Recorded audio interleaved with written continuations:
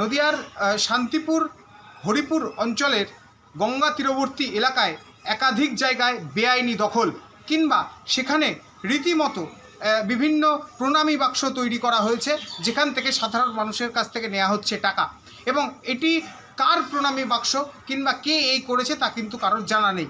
অপরদিকে এই গঙ্গা তীরবর্তী এলাকাতে একাধিক জায়গাতে গজিয়ে উঠেছে বেআইনি দখল।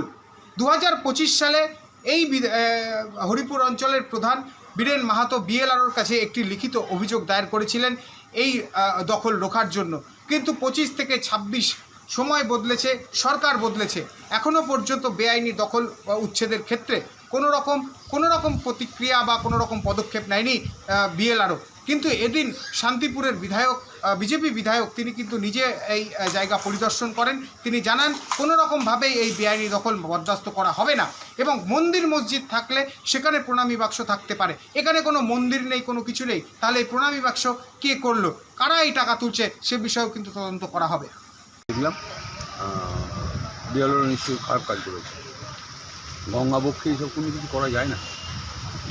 উনিও জানেন বিষয়টা, কে করছে না করছে তার খবর নিচ্ছি, নিয়ে দেখছি কী করা যায়। এখানে একাধিক জায়গাতে প্রণামী বাক্স হয়েছে, বিশেষ করে সাধারণ মানুষ জানাচ্ছে সেই প্রণামী কাদের প্রণামী এবং কে সেই প্রণামী নিচ্ছে জানা নাই। কী ঠাকুর আছে এখানে?